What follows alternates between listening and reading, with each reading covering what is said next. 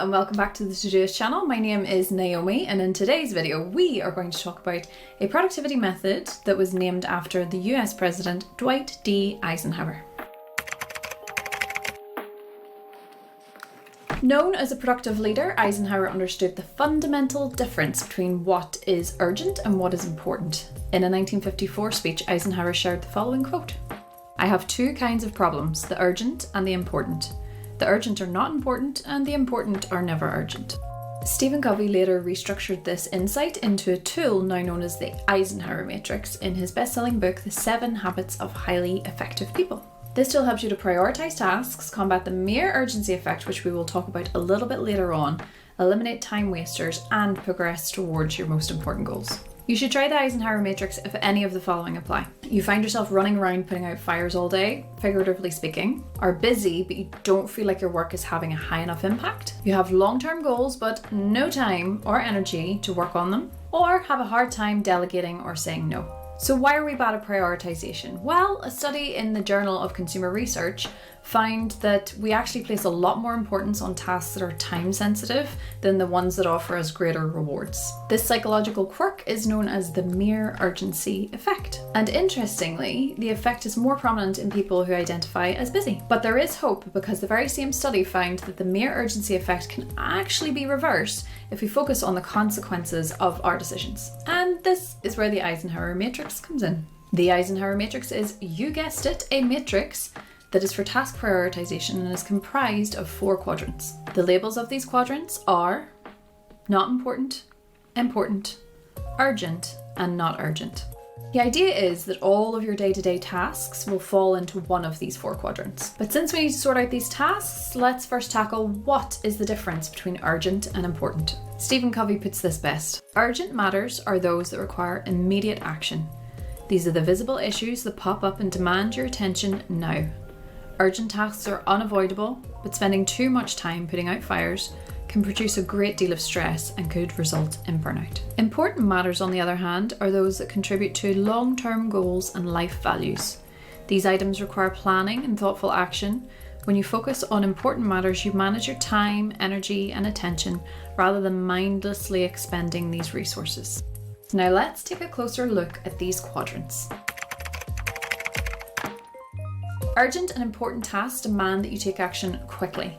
These items often have deadlines and consequences, and sometimes can require a crisis mode. For example, if you need to cover an important project for a colleague while they're out sick, or maybe you're driving on the highway and you start to experience some car trouble, or less seriously, to some people, a client comes to you with a pressing problem. Quadrant 1 tasks are inevitable for everybody.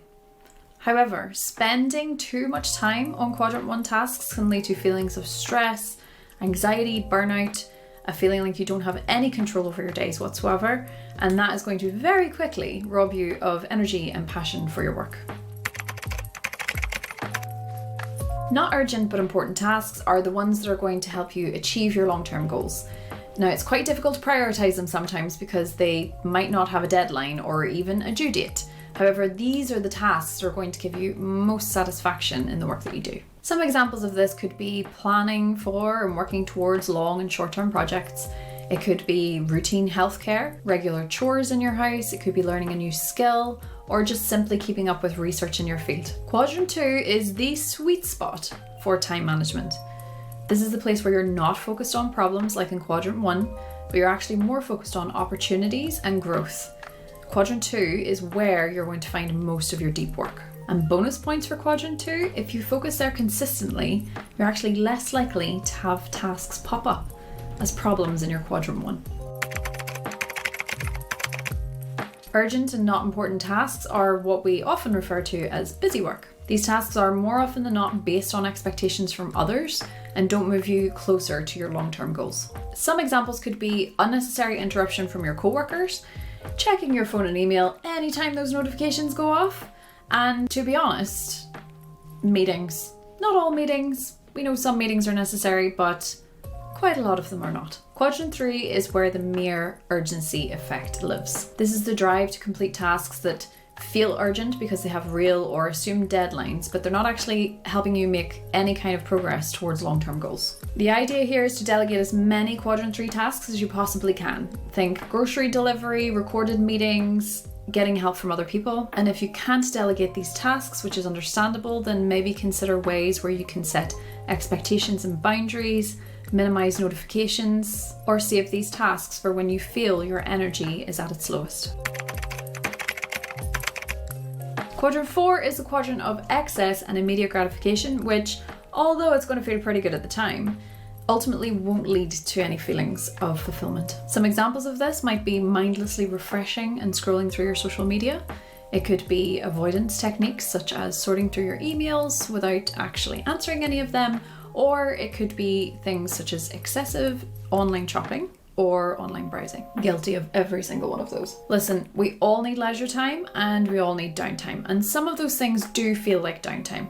However, if you're not intentional with them and you don't set clear boundaries, you can actually find yourself being drained of your energy and your passion for other things that you need to do in your life. So if you'd like to give the Eisenhower Matrix a go and Todoist, there are a couple of ways that you can implement this. First is using labels and filters, and secondly by using our priority flag system. The latter is the way that I like to do it, but I'm going to leave an article in the description box below that is going to go into a lot of depth on how you can implement this in your Todoist. And that's everything you need to know about the Eisenhower Matrix. If you found this video helpful, then please leave us a comment or give us a thumbs up, because it always means so much when you do, and maybe even consider subscribing. Thank you so much for watching, and I'll see you in the next video. Bye!